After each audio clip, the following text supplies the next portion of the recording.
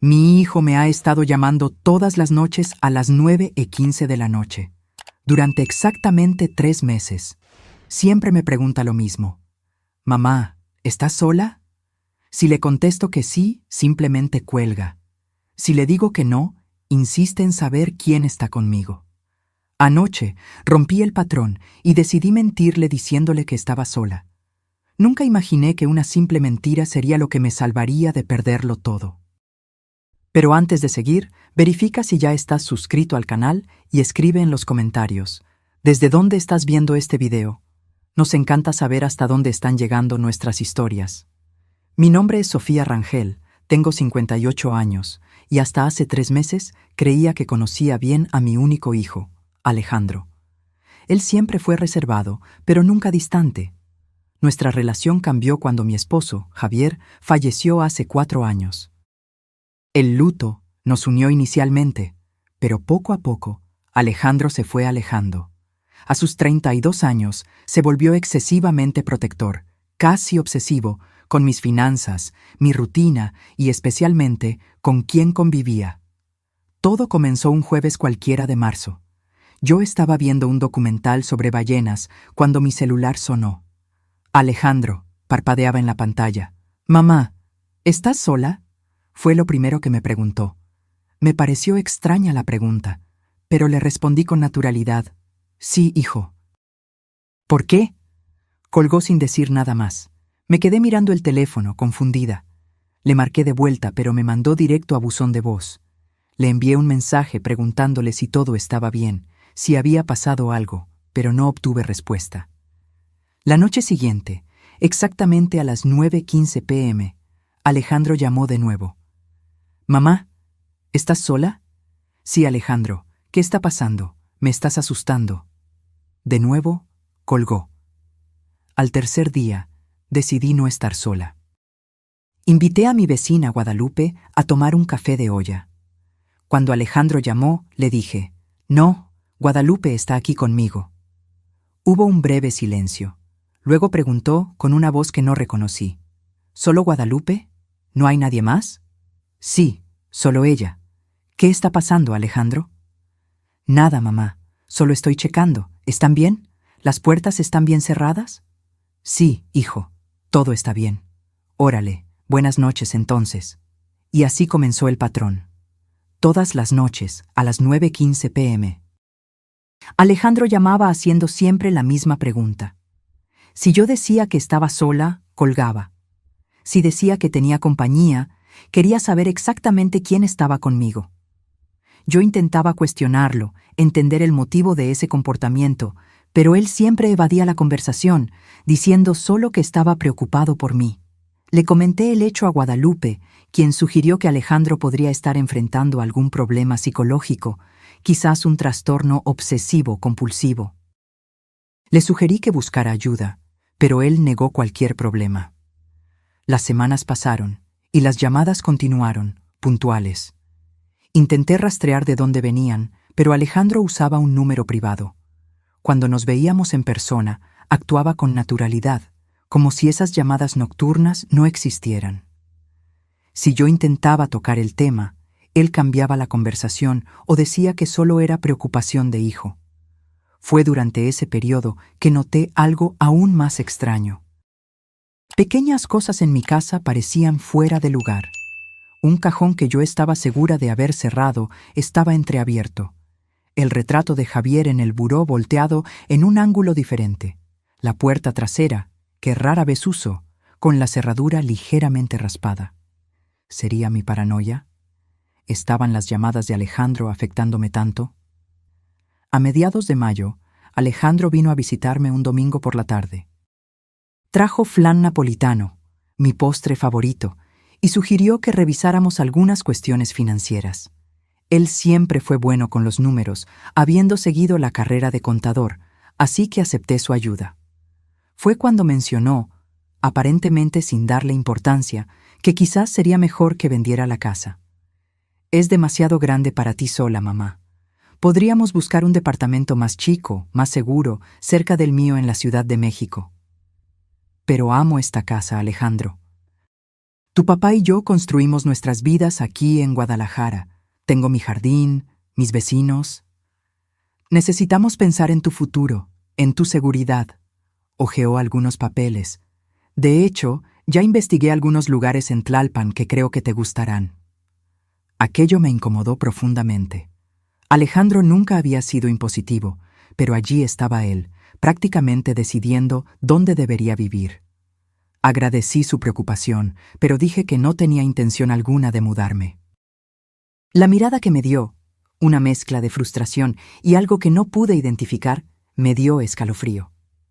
Pronto recuperó la compostura, sonrió y dijo que solo quería lo mejor para mí. Pero, en ese momento, tuve la impresión de estar mirando a un extraño. En junio, resolví instalar cámaras de seguridad discretas en puntos estratégicos de la casa. No se lo conté a nadie, ni siquiera a Guadalupe. Necesitaba entender lo que estaba pasando. Las llamadas continuaban, y yo alternaba entre decir que estaba sola o con compañía, solo para observar las reacciones de Alejandro. En la primera semana de julio, algo cambió. Revisando las imágenes de las cámaras, vi algo que me heló la sangre. A la 1:20 a.m., una figura encapuchada entró por la puerta trasera de la casa usando una llave. Se movió con familiaridad por las habitaciones oscuras, fue a mi estudio y revisó algunos cajones. Por la complexión física, lo reconocí de inmediato. Era Alejandro. Mi propio hijo estaba invadiendo mi casa durante la madrugada. Verifiqué las grabaciones de los días anteriores y descubrí que no era la primera vez. Había entrado al menos 3 veces esa semana. Siempre verificaba si yo estaba durmiendo, buscaba documentos en el estudio y a veces simplemente se sentaba en la sala, en la oscuridad, por algunos minutos antes de irse. ¿Qué estaba buscando? ¿Qué significaban esas llamadas? ¿Por qué ese comportamiento obsesivo con mi soledad? Anoche decidí romper el patrón. Cuando Alejandro llamó, puntualmente a las 9:15 p.m., y preguntó si yo estaba sola, mentí. Sí, estoy sola. Pero no lo estaba. Elena, mi abogada y amiga de hace mucho tiempo, estaba sentada a mi lado. Después de ver las grabaciones, entré en pánico y la llamé para que me ayudara. Ella estaba tan perturbada como yo con lo que vio. Alejandro colgó, como de costumbre cuando yo decía estar sola. Elena y yo nos miramos, sin entender completamente el significado de aquello, pero acordamos que algo estaba muy mal. Decidimos esperar y ver si vendría de nuevo esa noche. A las 10:40 p.m. escuchamos el ruido de la puerta trasera abriéndose. Elena y yo nos escondimos en el closet de mi recámara, dejando solo una rendija para observar. Yo temblaba, una mezcla de miedo e indignación creciendo dentro de mí. Mi propio hijo, mi única familia, invadiendo mi casa como un ladrón. ¿Para qué? Alejandro se movió silenciosamente por el pasillo, pasando por la recámara sin entrar. Lo oí buscando papeles en el estudio, abriendo y cerrando cajones. Después de unos minutos, regresó y se detuvo frente a la puerta de mi recámara. Mi corazón latía tan fuerte que temí que él pudiera oírlo. Empujó la puerta lentamente y examinó la recámara. La luz de la calle que entraba por la ventana iluminaba parcialmente su rostro. No había el cariño familiar que yo conocía. Sus ojos estaban fríos, calculadores. Se acercó a mi cama, vio que estaba vacía y rápidamente salió de la recámara. «¿Mamá?», llamó despacio por el pasillo. «¿Estás en casa?». Permanecimos inmóviles en el closet. Oí sus pasos apresurados verificando las otras habitaciones. Luego, el sonido de la puerta trasera cerrándose. Cuando tuvimos la certeza de que se había ido, salimos de nuestro escondite. «Necesitamos llamar a la policía», dijo Elena, tomando su celular. «Espera», le detuve el pulso. «Es mi hijo. Necesito entender lo que está pasando primero». «Sofía, está invadiendo tu casa en medio de la noche. Esto no es normal». Lo sé. Lágrimas comenzaron a rodar por mi rostro. «Pero debe haber una explicación. Quizás él está en algún tipo de problema. Quizás necesita ayuda». Elena me miró con compasión, pero también con firmeza. O quizás tú estás en peligro. ¿Ya consideraste eso? Esas llamadas, esas visitas nocturnas, la insistencia para que vendas la casa. Sofía, algo está muy mal. Concordé en denunciar, pero pedí un día para confrontar a Alejandro primero. Elena dudó, pero acabó aceptando, con la condición de que yo no me quedara sola. Ella dormiría en mi casa esa noche, y al día siguiente iríamos juntas a hablar con Alejandro en su oficina, un lugar público donde yo me sentiría más segura. No pude dormir. Me pasé la noche repasando mentalmente los últimos meses, intentando identificar cuándo Alejandro comenzó a cambiar. ¿Fue después de la muerte de Javier? No, Alejandro sufrió, claro, pero lidió con el luto de forma sana. ¿Fue después de que su matrimonio con Estela terminara hace poco más de un año?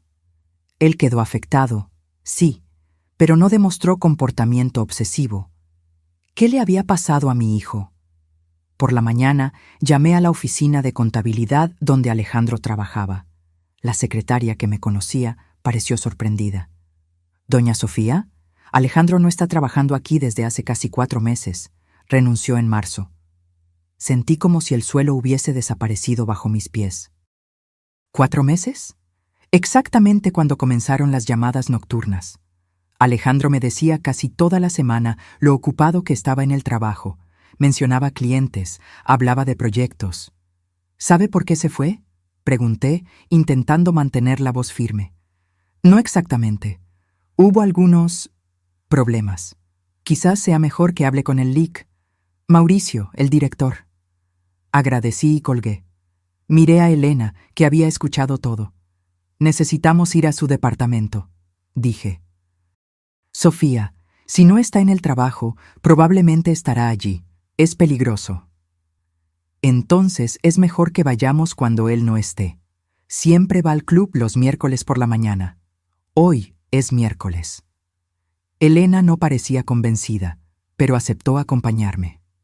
De camino al departamento de Alejandro, llamé a Mauricio, el director de la empresa de contabilidad. Él me conocía de las fiestas de fin de año y demostró preocupación al oír mi voz. Sofía, lamento mucho lo que pasó. Alejandro siempre fue uno de nuestros mejores profesionales, pero... ¿Pero qué, Mauricio? ¿Qué pasó? Hubo un silencio del otro lado. Hubo algunas discrepancias en las cuentas que administraba. Dinero desviado. Confrontamos a Alejandro y él confesó. Fue sustancial. Los clientes involucrados acordaron no presentar una denuncia formal si él devolvía el dinero y renunciaba. Por respeto a usted y a la memoria de Javier, decidimos mantener el asunto discreto. Agradecí mecánicamente a Mauricio y colgué. Mi hijo había desviado dinero de clientes. Mi hijo, que creció oyendo a Javier hablar sobre honestidad e integridad, que lloró en el funeral de su padre diciendo que quería honrar su memoria.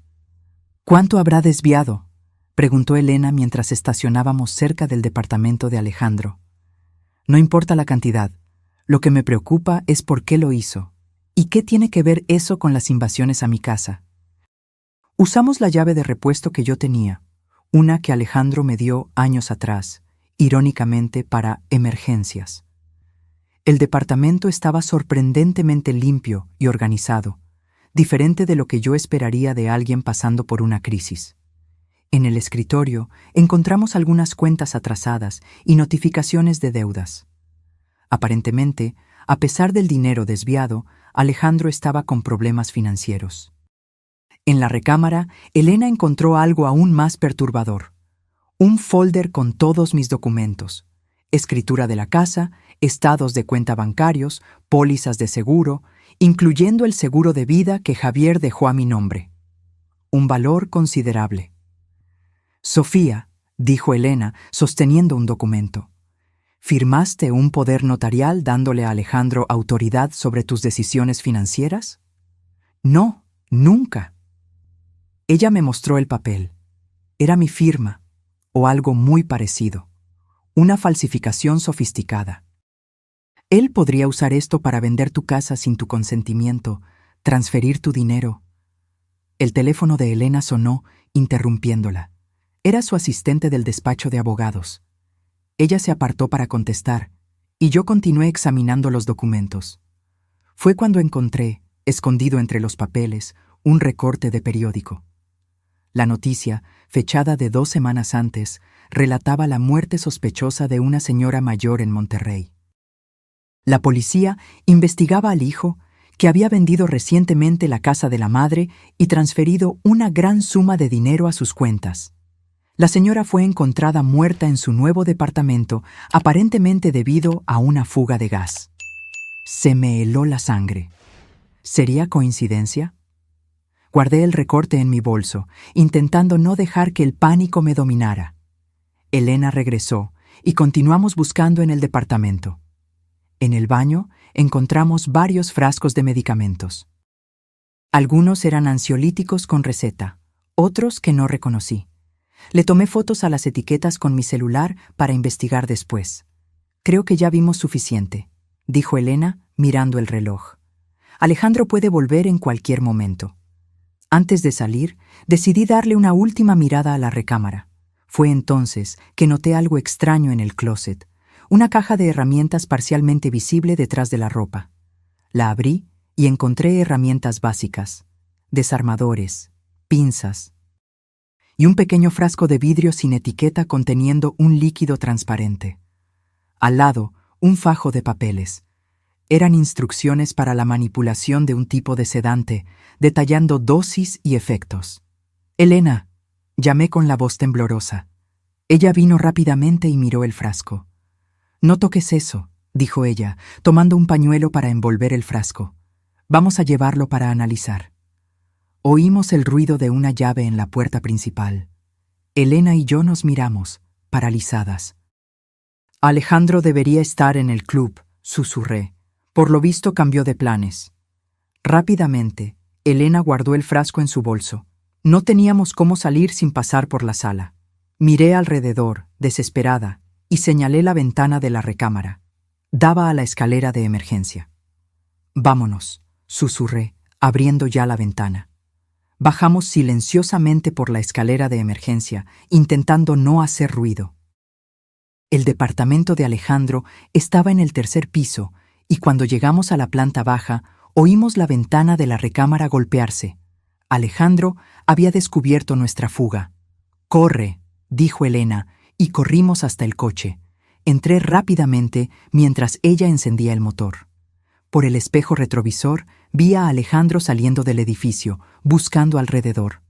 Nos vio y comenzó a correr en nuestra dirección. «¡Mamá!», gritó. «¡Espera! ¡Puedo explicarlo!». Elena aceleró, dejándolo atrás. «¿A dónde vamos?», pregunté, mi corazón latiendo fuerte.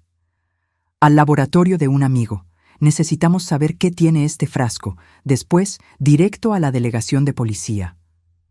Durante el camino, llamé a Guadalupe pidiéndole que verificara mi casa.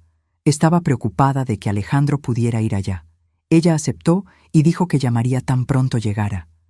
En el laboratorio, el amigo de Elena, un químico forense jubilado llamado Víctor, nos recibió con preocupación.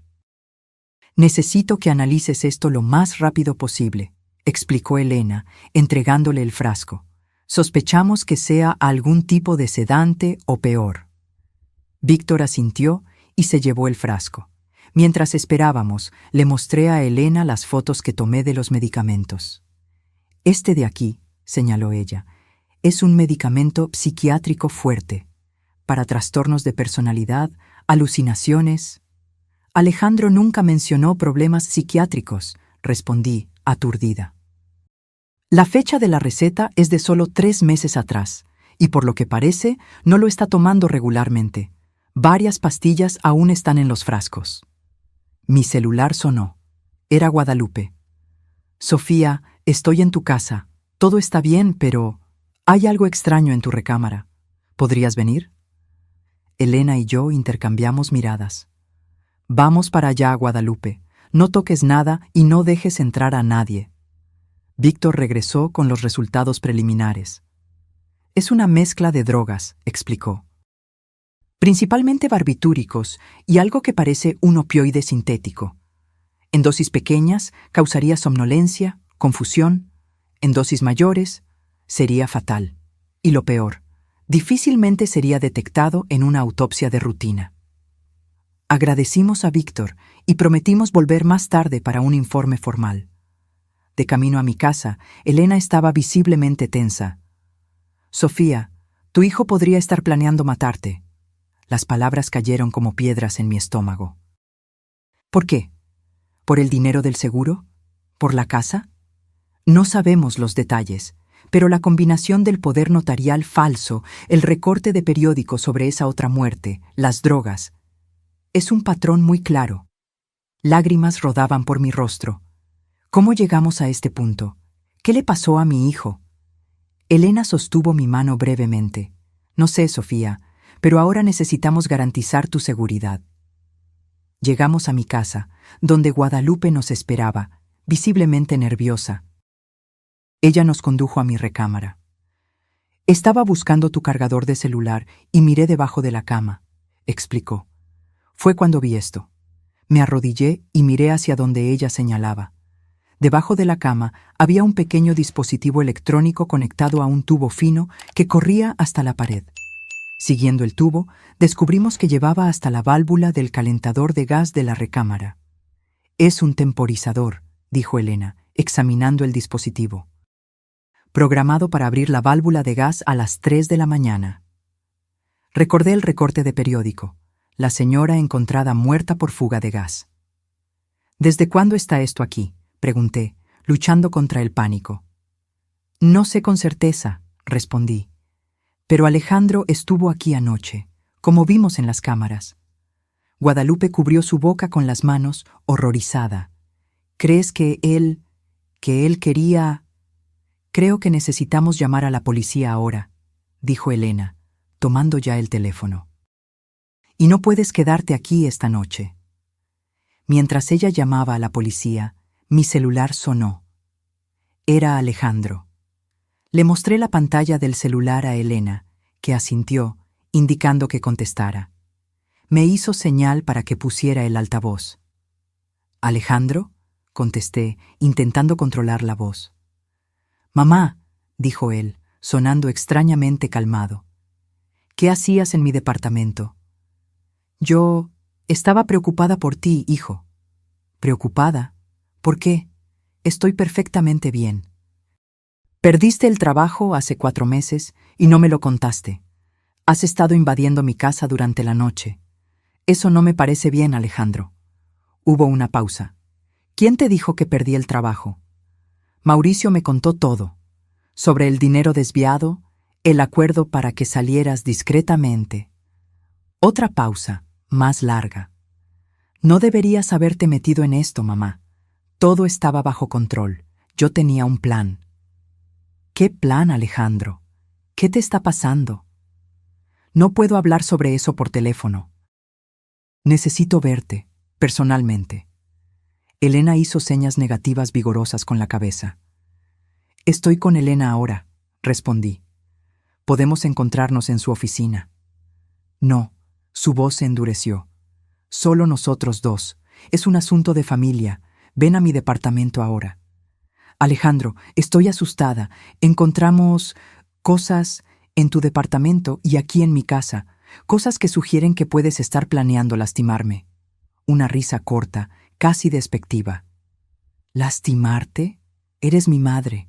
Estoy intentando protegerte».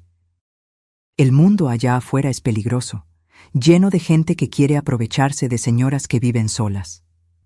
¿Como aquella señora en el periódico? ¿La que murió por fuga de gas? ¿Cuyo hijo vendió su casa y se quedó con el dinero? Silencio total del otro lado. «Fuiste tú, ¿verdad?», continué, la voz temblando. «Tienes algo que ver con su muerte». «No sé de qué estás hablando». «El dispositivo en mi recámara, Alejandro, para abrir la válvula de gas mientras yo dormía. Fuiste tú quien lo instaló». «No entiendes nada», replicó, la voz ahora cargada de rabia. «Todo está conectado. Todos ellos están por ahí, esperando, observando, queriendo lo que es nuestro, lo que es mío por derecho. ¿Quiénes son ellos, Alejandro? No importa. Lo que importa es que pronto todo esto va a terminar. Estaremos seguros». Necesitas ayuda, hijo. Encontramos tus medicamentos. ¿Por qué no me contaste que estabas en tratamiento psiquiátrico? Esos medicamentos me vuelven lento, confundido. No consigo ver la verdad cuando los tomo. Los patrones, las conexiones, todo se vuelve nebuloso. Miré a Elena, que asintió alentadoramente. La policía estaba en camino, murmuró. Alejandro, por favor, vamos a encontrarnos con tu médico, juntos. Podemos resolver esto. No hay tiempo, respondió, una nota de urgencia en la voz. Se están acercando. Necesito actuar hoy, esta noche. ¿Qué vas a hacer, Alejandro? Voy a hacer lo que es necesario. Lo entenderás después, mamá. Me lo agradecerás. La llamada fue terminada abruptamente. Elena, Guadalupe y yo nos miramos atónitas. Está claramente en crisis psicótica, dijo Elena. Necesita ser internado de inmediato. El interfono sonó. Era la policía. 2 policías entraron y examinaron el dispositivo en la recámara. Tomaron nuestras declaraciones, fotografiaron todo y retiraron el aparato. Vamos a emitir una orden de arresto para su hijo, señora, informó uno de los policías. Basado en esto y en su relato, hay evidencia suficiente de intento de homicidio. Él necesita ayuda psiquiátrica, insistí. Está enfermo. Eso será determinado por evaluación médica después de la detención. Por ahora, le recomendamos encarecidamente que no se quede en esta casa. Acepté y agradecí. Después de la salida de los policías, Elena sugirió que yo me quedara en su casa por algunos días. Guadalupe se ofreció a buscar algunas ropas y artículos esenciales para mí. Mientras esperaba en el coche de Elena, recibí un mensaje de Alejandro.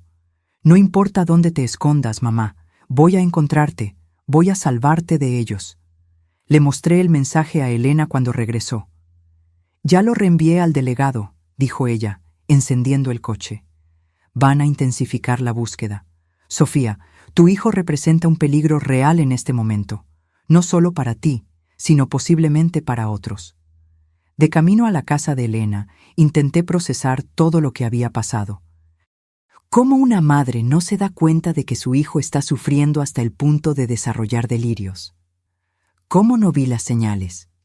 No te culpes, dijo Elena, como si leyera mis pensamientos. Los trastornos psiquiátricos pueden desarrollarse de manera silenciosa, especialmente en adultos. Alejandro claramente fue bueno escondiendo los síntomas hasta que no pudo más. ¿Pero por qué ahora? ¿Qué lo desencadenó? Quizás el estrés financiero después de perder el trabajo. Quizás el divorcio. A veces no hay un único detonante identificable. Llegamos a la casa de Elena, una casa acogedora en un fraccionamiento con seguridad en Puebla. Su esposo, Pablo, nos recibió con té y un abrazo solidario. Guadalupe llegó poco después con mis cosas. ¿Creen que él vendrá hasta aquí? Pregunté, sintiéndome culpable por involucrar a más personas en esta situación. Es improbable, respondió Pablo, que trabajaba como consultor de seguridad. Él no sabe dónde vive Elena, ¿verdad? No que yo sepa, respondí. Nunca la visitamos juntos. Para estar seguros, ya avisé a la seguridad del fraccionamiento, dijo Elena. Tienen su descripción y su foto. Más tarde, recibimos noticias del delegado. La policía había ido al departamento de Alejandro, pero él no estaba allí. Vecinos reportaron haberlo visto saliendo apresuradamente con una mochila. Su coche tampoco estaba en el garaje. Emitimos una alerta, informó el delegado por teléfono.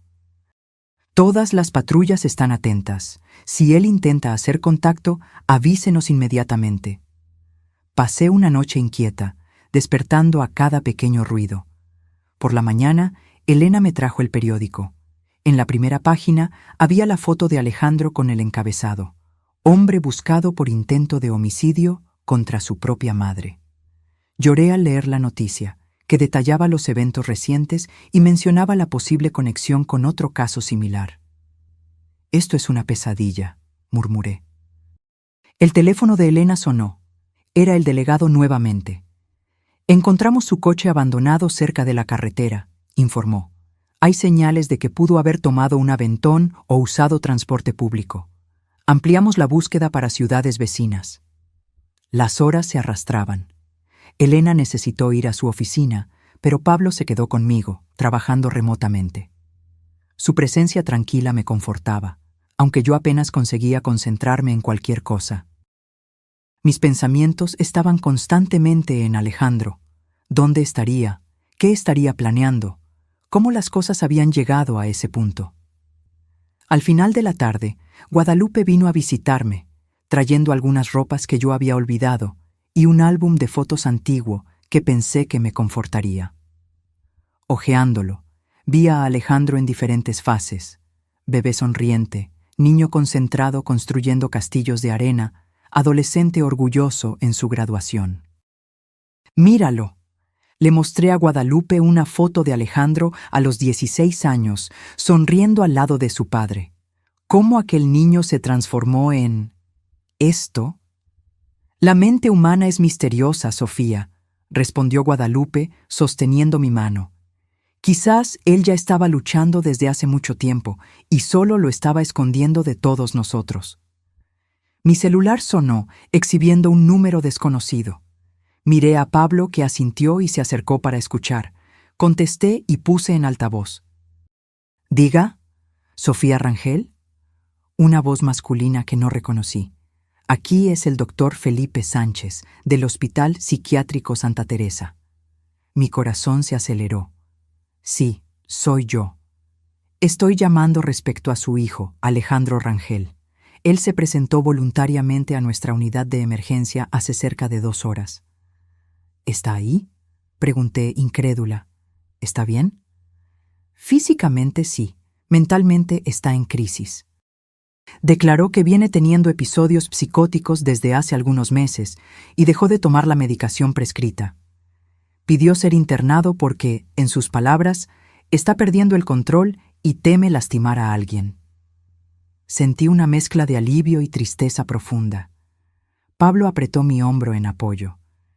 «¿Mencionó algo sobre mí?», pregunté hesitante. «Sí, de hecho. Expresó gran preocupación por su seguridad, pero de manera confusa y paranoica. Mencionó personas que están observando y conspiraciones. Son síntomas clásicos del cuadro que estamos observando. Comentó sobre intentar lastimarme». Una breve pausa. «Señora Rangel, estoy al tanto del reporte policial. Alejandro confesó haber instalado un dispositivo en su casa y haber planeado acciones que prefiero no detallar por teléfono. Estamos en contacto con las autoridades. Él quedará bajo nuestra supervisión y custodia mientras evaluamos su estado mental». «¿Puedo verlo?», pregunté con la voz embargada. «No recomendamos visitas en este estadio inicial. Él está bastante agitado y necesitamos estabilizarlo primero, quizás en algunos días. Me gustaría que la señora viniera al hospital mañana para conversar personalmente sobre su historial y planear el tratamiento». Acepté y anoté la dirección y horarios sugeridos por el médico. Después de colgar, me derrumbé en lágrimas en los brazos de Guadalupe. Pablo ya estaba al teléfono con Elena y el delegado, informándoles de la situación. «Se entregó», murmuré entre sollozos. «Aún hay una parte de él ahí dentro que sabe que necesita ayuda». A la mañana siguiente, Elena me acompañó al hospital. El doctor Sánchez, un hombre de mediana edad con ojos gentiles, nos recibió en su consultorio.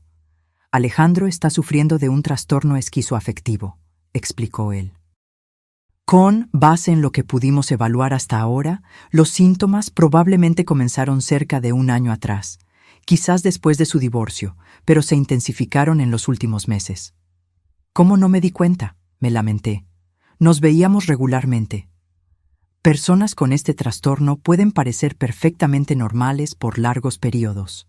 Los delirios tienden a concentrarse en áreas específicas, mientras que el resto del funcionamiento mental permanece relativamente intacto. ¿Y ahora? Él iniciará un tratamiento intensivo, medicación adecuada, terapia. El camino es largo, pero con adhesión al tratamiento, muchos pacientes consiguen controlar bien los síntomas. Y en cuanto a las acusaciones criminales, El médico suspiró. Eso dependerá del sistema judicial. Sin embargo, dado su estado mental y el hecho de haberse entregado voluntariamente, hay buenas posibilidades de que se determine tratamiento compulsivo en vez de prisión convencional.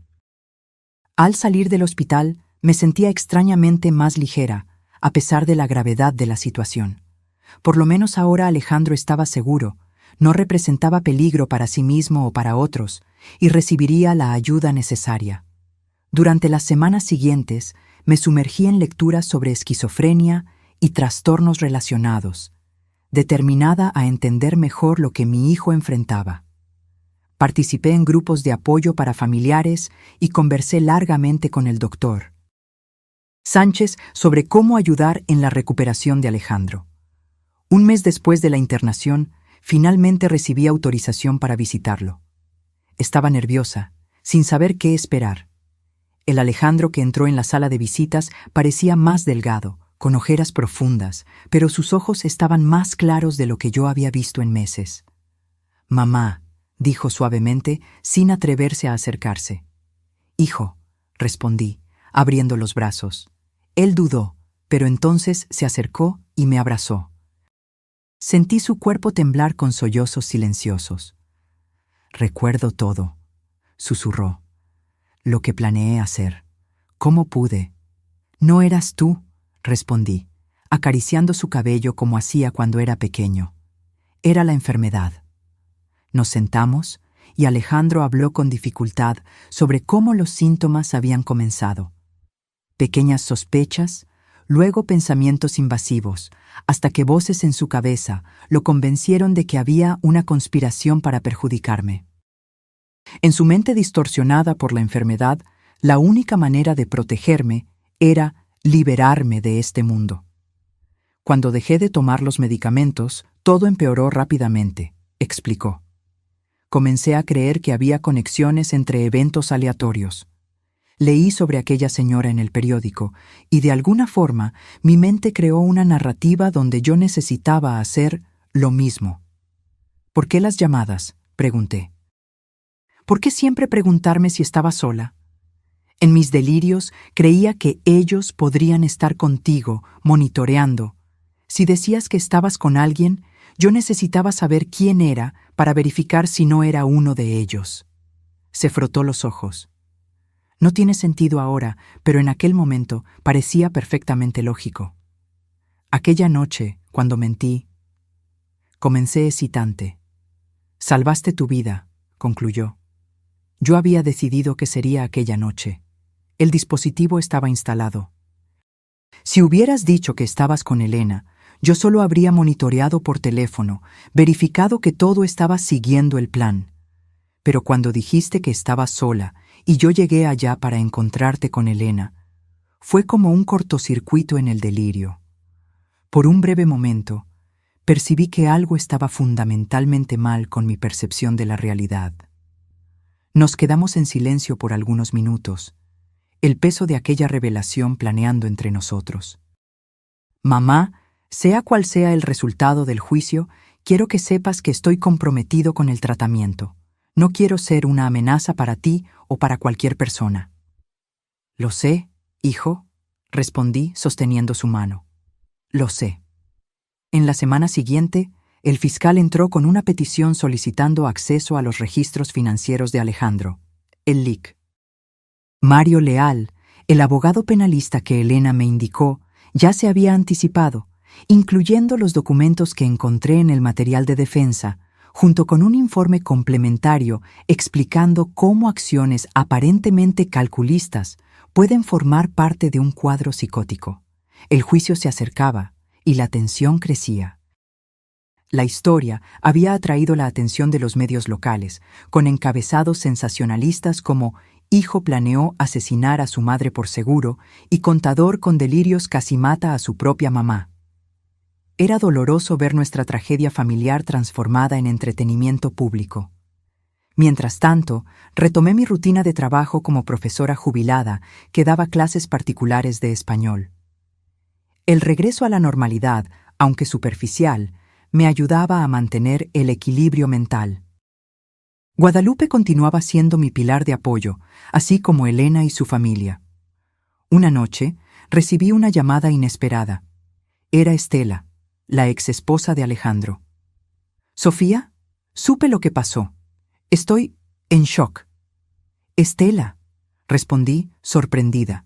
No la veía desde el divorcio, hace más de un año. «¿Cómo estás?»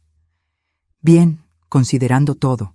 Sofía, necesito contarte algo. Algo que quizás ayude a entender lo que le pasó a Alejandro». Quedamos de vernos en un café al día siguiente. Estela llegó puntualmente, tan elegante como la recordaba, pero con una expresión tensa que no combinaba con su rostro normalmente sereno. «Vengo culpándome desde que supe», comenzó ella después de pedir un capuchino. Pensé que estaba haciendo lo correcto al alejarme completamente después del divorcio. Pero ahora... «Estela, ¿qué pasó?» Ella respiró hondo.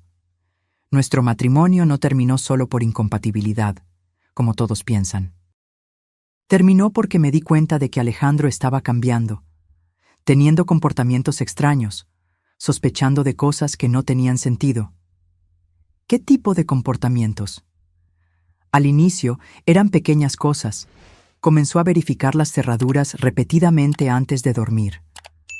Empezó a creer que colegas de trabajo estaban conspirando contra él. Luego, comenzó a tener episodios en los que se quedaba mirando fijamente a la nada, murmurando para sí mismo. Sentí un nudo en el pecho. «¿Por qué nunca me dijiste?» Él me hizo prometer que no le contaría a nadie. Decía que solo estaba estresado con el trabajo. Cuando le sugerí que buscáramos ayuda, se puso furioso, acusándome de querer controlarlo como los otros. Fue aterrador, Sofía. No reconocí al hombre con quien me casé. Fue por eso que pediste el divorcio. Ella asintió, lágrimas en los ojos. Intenté convencerlo de buscar ayuda, pero él se rehusaba. El divorcio fue el detonante de una discusión terrible en la que él me acusó de ser parte de una conspiración. Tuve miedo, de verdad. ¿Crees que él ya estaba enfermo en aquel entonces? Ahora estoy segura. Las señales estaban todas ahí. Yo debería haber insistido más, quizás contarte, pero... Ella se secó una lágrima. Después de que me mudé, recibí algunos mensajes perturbadores de él. Bloqueé su número y pedí a amigos en común que no comentaran sobre mí con él. Yo solo quería... distancia. Entiendo, Estela. Te estabas protegiendo. Pero si yo hubiera hablado, quizás él hubiera recibido ayuda antes. Quizás nada de esto hubiera pasado. Sostuve su mano. No podemos volver atrás en el tiempo. Lo importante es que ahora él está siendo tratado. Me gustaría visitarlo, dijo Estela hesitante, si crees que sería bueno para él. Considerando lo que Alejandro enfrentaba, pensé que una visita de Estela podría ser perturbadora. Le expliqué eso a ella, que comprendió. En vez de eso, sugirió escribir una carta expresando su apoyo, que yo podría entregar cuando lo juzgara apropiado. Él aún es importante para mí, Sofía, a pesar de todo. Volví a casa reflexionando sobre la conversación. Una pieza más del rompecabezas se encajaba. Los problemas de Alejandro habían comenzado mucho antes de lo que yo imaginaba. Sentí una punzada de culpa por no haberme dado cuenta de los cambios, por no haber hecho preguntas más incisivas cuando él y Estela se separaron. Como madre, yo debería haber visto las señales. En la audiencia preliminar, el juez escuchó los testimonios de los médicos y el relato del delegado sobre las evidencias encontradas. Alejandro compareció, medicado y visiblemente abatido, acompañado por el lic. Leal. «Su señoría», argumentó el abogado, «las evidencias médicas son conclusivas. El señor Rangel sufre de un trastorno psiquiátrico grave, no diagnosticado en el momento de los hechos. Él no tenía capacidad de entender la naturaleza ilícita de sus actos o de determinarse de acuerdo con ese entendimiento. El fiscal contraargumentó que, a pesar de la enfermedad, había planeación meticulosa en las acciones de Alejandro, sugiriendo algún nivel de discernimiento. El juez decidió que Alejandro permanecería internado en el hospital psiquiátrico bajo custodia judicial hasta el juicio completo. No fue el mejor resultado posible, pero tampoco el peor. Por lo menos él continuaría recibiendo tratamiento adecuado. Vamos a conseguir la inimputabilidad, garantizó el LIC, leal después de la audiencia. Los peritajes médicos son sólidos, y el hecho de que él se haya presentado voluntariamente cuenta mucho a su favor. Alejandro y yo tuvimos algunos minutos a solas en la sala de audiencias, bajo supervisión de un policía a distancia. «Siento mucho todo esto, mamá», dijo él, la voz casi un susurro. «Yo también lo siento, hijo. Por no haberme dado cuenta de que estabas sufriendo. No había forma de saberlo. Yo mismo no sabía lo que me estaba pasando.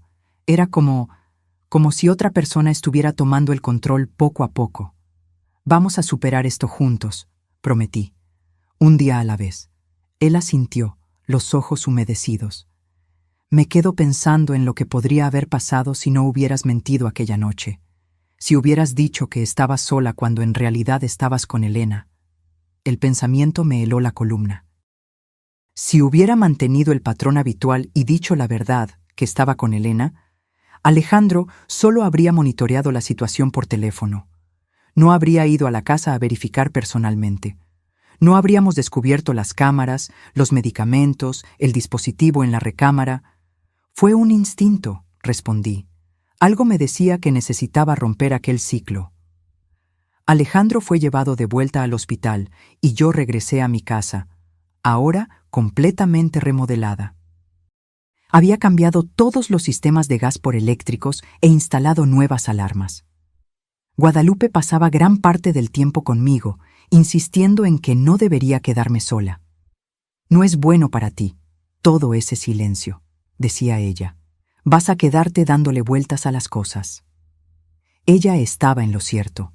Cuando estaba sola, pasaba horas repasando mentalmente los últimos años, buscando señales que debería haber notado.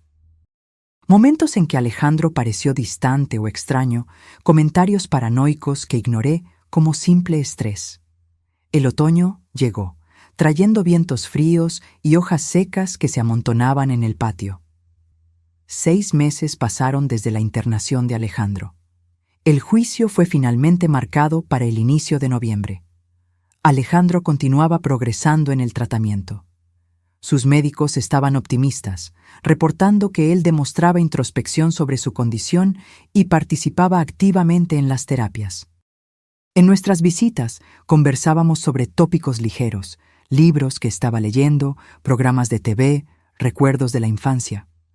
Evitábamos hablar sobre el futuro incierto o los eventos que nos llevaron allí.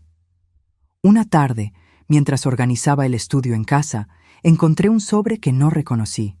Dentro había documentos financieros de Alejandro, estados de cuenta bancarios, contratos de préstamo, una póliza de seguro de vida a mi nombre que yo desconocía completamente. Fechada de solo 2 semanas antes de su internación.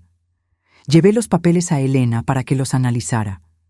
Después de examinarlos cuidadosamente, ella me explicó.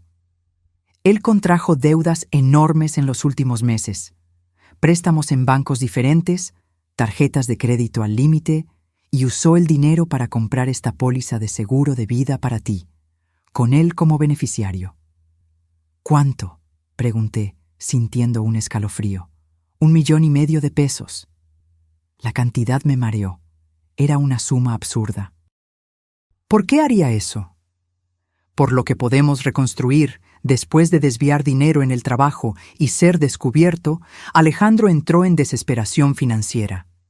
Simultáneamente, su condición mental se deterioraba. En la lógica distorsionada de la enfermedad, él vio una solución: contratar un seguro alto para ti y entonces matarme para recibir el dinero, completé, la cruel realidad finalmente revelándose por completo. Lo más perturbador es que la póliza tiene una cláusula específica que cubre muerte accidental, incluyendo fuga de gas. Sentí náuseas.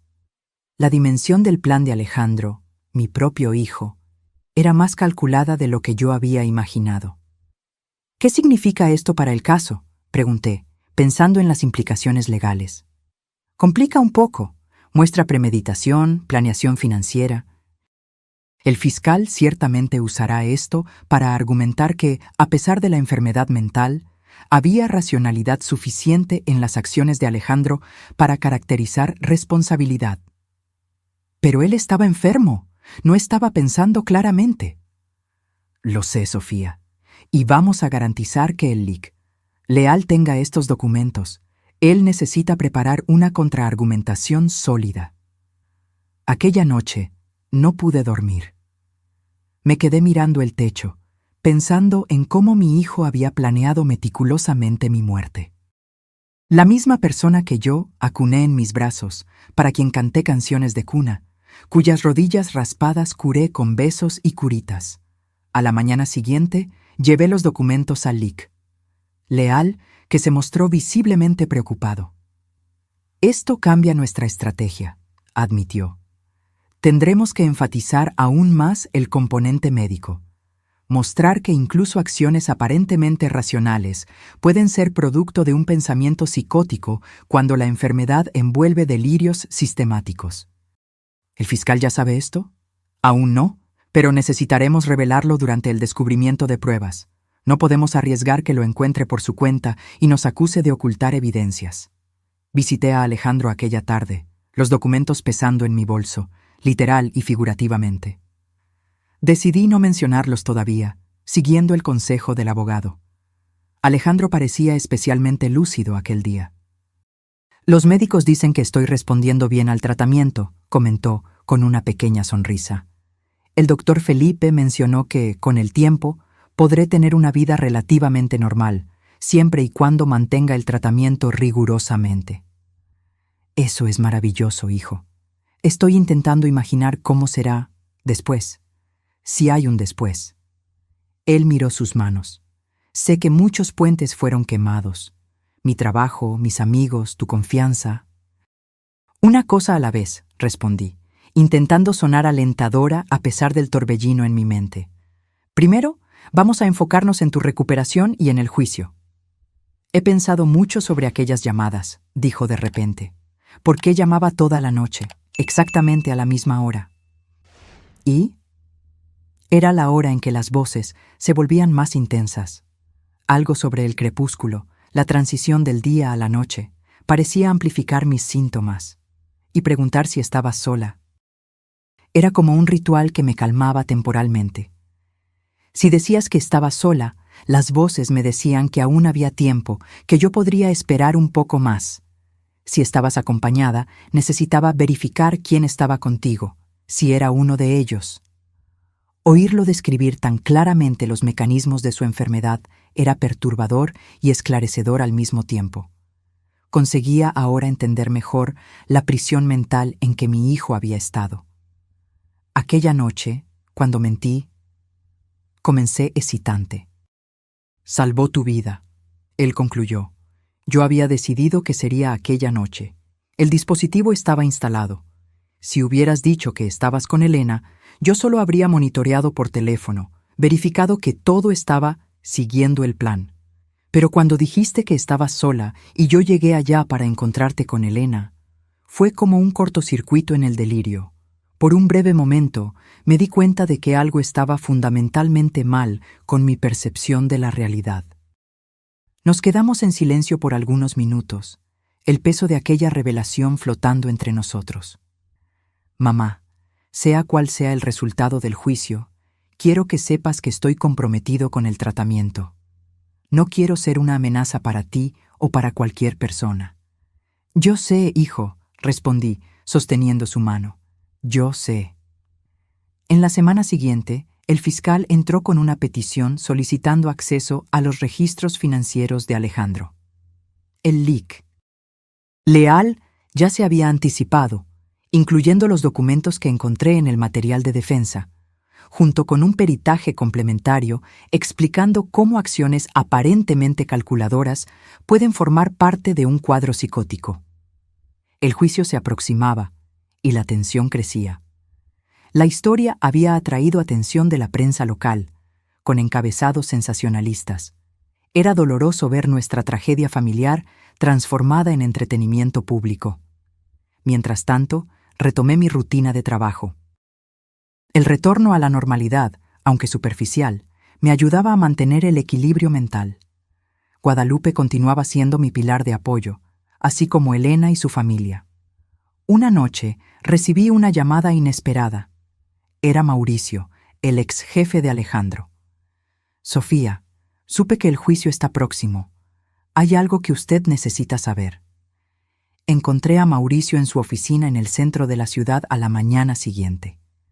Él parecía nervioso, jugando constantemente con un bolígrafo mientras hablaba. No le conté todo antes, confesó, sobre la salida de Alejandro de la empresa. ¿Qué no me dijo? El desvío de dinero.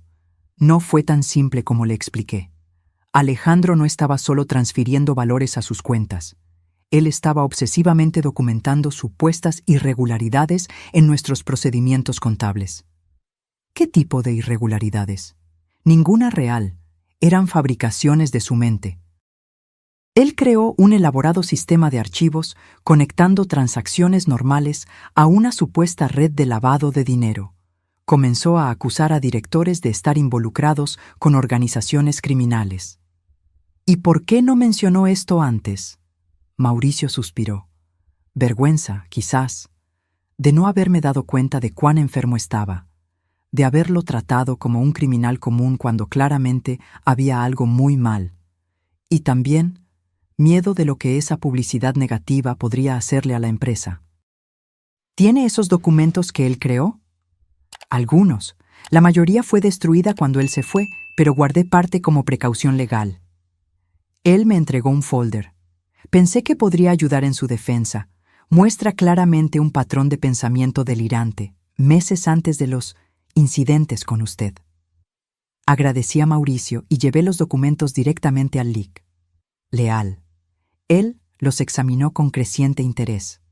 «Esto es oro, Sofía», dijo, finalmente. Prueba inequívoca de que el comportamiento delirante de Alejandro en el trabajo precedió en mucho sus acciones contra usted. Establece un patrón claro de deterioro mental a lo largo del tiempo, consistente con esquizofrenia no tratada. En los días que antecedieron al juicio, viví en un estado de ansiedad constante. El caso sería decidido por un juez, sin jurado, conforme determinado en audiencias preliminares debido a la naturaleza psiquiátrica de las acusaciones. En la mañana del juicio, el tribunal estaba lleno. Reporteros, curiosos, estudiantes de derecho. Me senté en la primera fila, con Elena a mi lado, mientras Alejandro era traído por los oficiales. Él parecía diferente, más presente, la mirada más clara, pero visiblemente nervioso. Usaba un traje prestado que parecía grande para su cuerpo adelgazado por el estrés y la medicación. El juicio duró 3 días. Testimonios médicos detallados, declaraciones de colegas de trabajo, evidencias forenses sobre el dispositivo en mi recámara y los documentos financieros. Mauricio testificó sobre el comportamiento errático de Alejandro en la empresa, presentando los archivos delirantes que había preservado. En su propia declaración, Alejandro habló con claridad sorprendente sobre su experiencia con la enfermedad. Era como vivir en 2 mundos simultáneamente, explicó al tribunal. Un mundo donde yo aún funcionaba, trabajaba, conversaba normalmente, y otro mundo igualmente real para mí en aquel entonces, donde había conspiraciones, amenazas, y donde yo necesitaba proteger a mi madre de peligros que solamente yo podía ver. En el último día, el fiscal y el LIC Leal presentaron sus argumentos finales. Este caso envuelve planeación meticulosa, acciones deliberadas y motivos financieros claros, argumentó el fiscal. Aunque el acusado ciertamente sufre de trastorno mental, existen evidencias suficientes de que él comprendía el carácter criminal de sus actos. El licín. Leal refutó. La evidencia médica es inequívoca. En el momento de los hechos, Alejandro Rangel estaba afectado por un trastorno psicótico grave que afectaba completamente su capacidad de discernimiento. la planeación aparente era, en realidad, manifestación de un pensamiento delirante estructurado, característico de su condición. No estamos hablando de una persona que escogió el mal, sino de una mente aprisionada por la enfermedad. El juez anunció que daría el veredicto en la tarde siguiente. Fue la noche más larga de mi vida. Al día siguiente, el tribunal estaba aún más lleno. Alejandro parecía haber envejecido años durante la noche, el miedo evidente en cada línea de su rostro. Cuando el juez entró, todos se levantaron en silencio tenso. Este tribunal declara al acusado, Alejandro Rangel, inimputable por insanidad en el momento del crimen, anunció el juez. Las evidencias médicas son conclusivas en cuanto a su condición psiquiátrica y su impacto sobre su capacidad de discernimiento. Sentí lágrimas de alivio rodando por mi rostro. Alejandro cerró los ojos, sus hombros relajándose visiblemente. Con todo, continuó el juez, considerando la naturaleza grave de las acciones y el peligro potencial para la sociedad en caso de que el tratamiento sea interrumpido, determino que el acusado sea internado en un hospital de custodia y tratamiento psiquiátrico por el periodo mínimo de 3 años, sujeto a reevaluaciones periódicas. Era el mejor resultado posible en las circunstancias. Alejandro no iría a la cárcel, sino que recibiría tratamiento continuo en un ambiente seguro, tanto para él como para los otros. Cuando la sesión fue concluida, pude abrazar a mi hijo brevemente antes de que se lo llevaran. «Gracias, mamá», susurró, «por no rendirte conmigo». «Nunca me rendiré», prometí. 2 años pasaron desde aquel día. Alejandro continúa internado, pero ahora en régimen semiabierto, que permite visitas extendidas e incluso pequeñas salidas supervisadas. Su progreso ha sido notable. La medicación adecuada y la terapia continua permitieron que él recuperara gran parte de su personalidad original. En una de nuestras conversaciones recientes, le pregunté algo que aún me intrigaba. «Hijo, aquellas llamadas nocturnas. ¿Por qué siempre colgabas cuando yo decía que estaba sola? ¿Por qué no continuabas hablando conmigo?» Él reflexionó por un momento. Las voces me decían que si yo mantenía contacto por mucho tiempo, ellos podrían rastrear la llamada. En mi mente delirante, verificar tu situación y colgar rápidamente era una forma de protección. ¿Y si yo decía que no estaba sola? Ahí yo necesitaba verificar quién estaba contigo. Necesitaba estar seguro de que no era uno de ellos. La lógica distorsionada de la enfermedad finalmente tenía un extraño sentido para mí, como una pieza final del rompecabezas encajándose. Hoy, sentada en el balcón de mi casa remodelada, reflexionando sobre todo lo que pasamos, siento una extraña mezcla de dolor y gratitud. Dolor por el sufrimiento que la enfermedad le causó a mi hijo, por las noches de terror que viví, por la relación que necesitará ser reconstruida lentamente, con confianza frágil. Gratitud por aquel momento de intuición que me hizo romper el patrón, por haber mentido cuando dije que estaba sola, aunque Elena estaba conmigo. Aquella simple mentira desencadenó los eventos que salvaron mi vida, y posiblemente la de Alejandro también, sacándolo de una espiral psicótica que podría haber terminado aún más trágicamente. Mi teléfono suena. Es Alejandro, llamando del hospital. Ya no a las 9:15 p.m., sino en horarios variados del día, conforme permite su rutina de tratamiento. Ya no preguntando si estoy sola, sino compartiendo pequeños progresos, planes modestos para el futuro, recuerdos felices que lentamente resurgen a medida que la niebla de la enfermedad se disipa. «Hola, hijo», contesto, sintiéndome agradecida por la oportunidad de oír su voz una vez más. La vida está hecha de patrones que nos dan confort y seguridad, pero a veces romper un patrón puede ser lo único que nos salva. Ahora, si te gustó esta historia, haz clic en suscribirse y dime en los comentarios qué parte te dejó con la boca abierta. Y no olvides hacerte miembro para tener acceso a videos exclusivos que no subo aquí. Te espero allá.